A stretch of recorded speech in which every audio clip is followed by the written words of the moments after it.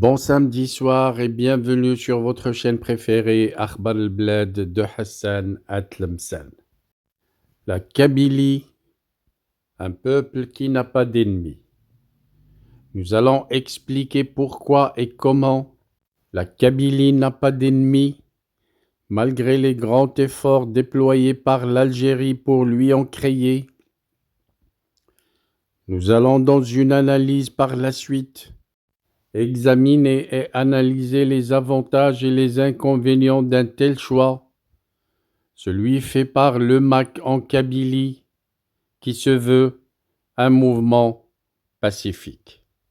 Et bien entendu, à la fin de cette vidéo, nous allons voir les risques et les dangers si par hasard le MAC se retrouve obligé de recourir aux armes. Avant d'entamer ce débat qui risque de prendre une vingtaine de minutes, je vous demande de ne pas oublier de cliquer sur j'aime, mais aussi n'oubliez pas de laisser un message sur un commentaire pour émettre votre avis, mais aussi pour enrichir le débat entre les abonnés de la chaîne. Et surtout, n'oubliez pas de partager cette vidéo avec vos amis pour qu'ils puissent eux également revoir cette vidéo après la fin du direct.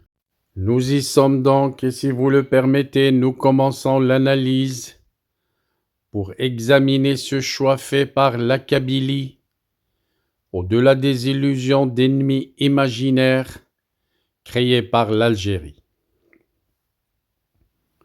En fait, la fabrication des ennemis en Algérie est un outil de domination politique pour la Kabylie, qui n'a aucun intérêt à cette logique, ni aucune envie de détester qui que ce soit.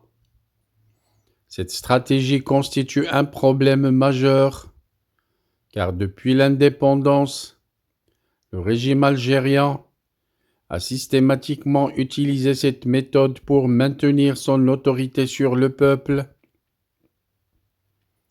Cette politique profondément enracinée dans le système politique algérien vise à détourner l'attention des véritables problèmes sociaux, économiques et politiques en créant un climat de méfiance généralisé envers tout ce qui est perçu comme étranger ou contraire à l'idéologie officielle.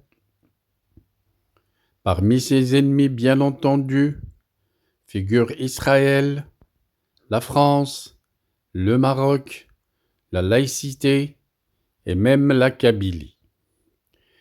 Israël est souvent présenté par l'Algérie comme l'ennemi ultime du monde arabo-musulman. Cette rhétorique anti-israélienne sert à mobiliser les masses pour maintenir un sentiment d'unité nationale face à une prétendue menace extérieure, brandie à la moindre contestation, et dont les Kabyles sont des cibles données à la population et pointés du doigt comme des traîtres à la nation, traités constamment des agents à la solde des Juifs et de la France. De même, la France demeure malgré le temps un bouc émissaire central. Les relations franco-algériennes, marquées par un passé colonial douloureux, sont instrumentalisées pour attiser un ressentiment populaire et justifier l'échec des réformes économiques et sociales avec ses prétendus adversaires qui n'ont rien à voir avec les problématiques internes, qui sont identitaires et politiques. En ce qui concerne la Kabylie,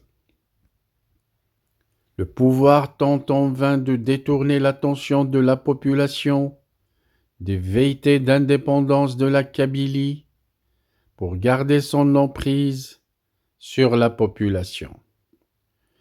Le régime algérien qui alimente activement la haine envers les non-musulmans, en particulier les chrétiens, qui sont majoritairement d'origine kabyle, à travers une propagande incessante, l'État désigne ces derniers comme des traîtres ou des agents étrangers, les accusant souvent d'être liés au mouvement pour l'autodétermination de la Kabylie, le MAK. Cette diabolisation constante ne se limite pas à une exclusion sociale, elle encourage directement la persécution de ces Kabyles, non seulement par les autorités, mais aussi par la population elle-même, nourrie par un discours officiel hostile. Les chrétiens kabyles sont ainsi la cible d'agressions, de discrimination et d'emprisonnement arbitraire. Pourtant, l'histoire kabyle est marquée par la diversité religieuse et la coexistence pacifique entre différentes confessions. Bien avant l'islamisation de l'Afrique du Nord, le christianisme faisait partie intégrante de l'identité kabyle, comme en témoignent des figures emblématiques telles que saint Augustin, 354 à 430, évêque d'Hippone, et l'un des plus grands penseurs du christianisme, Tertullien, 155-220, écrivain chrétien berbère, ou encore saint Cyprien de Carthage, de 200 à 258, contrairement à la propagande officielle qui présente cette religion comme une menace occidentale. Il est enraciné dans l'histoire du peuple kabyle et constitue un patrimoine à part entière. Façonner des ennemis internes afin de maintenir son pouvoir, la Kabylie, reconnue depuis des siècles pour sa résistance et son attachement à la terre, est devenue l'un des principaux boucs émissaires du régime. Les revendications identitaires et politiques des Kabyles sont systématiquement réprimées et présentées comme une menace poussant une partie de la population imprégnée de l'idéologie de l'État à voir les Kabyles comme des agents de l'étranger au service d'Israël ou de la France. Cette manipulation ne sert qu'à protéger les intérêts du pouvoir en place, en détournant l'attention de leurs véritables problèmes, mais surtout alimente les discriminations et la haine. Le régime algérien a façonné une société méfiante envers tout ce qui est exogène ou non arabe. Cette ingénierie de la peur a profondément marqué les mentalités, rendant très difficile l'ouverture sur le monde et l'acceptation de la diversité. Elle engendre de la violence et nourrit l'intolérance. Les Kabyles, pourtant porteurs de valeurs de laïcité et de tolérance, se retrouvent piégés dans une stratégie qui ne sert en rien leurs intérêts. Ils sont ciblés non seulement par l'État, mais aussi par une société façonnée pour les percevoir comme des éléments déviants et subversifs à combattre. Pour les Kabyles, il est crucial de déconstruire cette vision imposée par l'État. Ni la France, ni Israël, ni les Juifs ne sont des ennemis de la Kabylie. Ces accusations sont des fabrications du régime des caporaux, destinées à diviser et affaiblir. De la même manière, les Arabes, bien qu'instrumentalisés par le pouvoir, ne doivent pas être perçus comme des adversaires.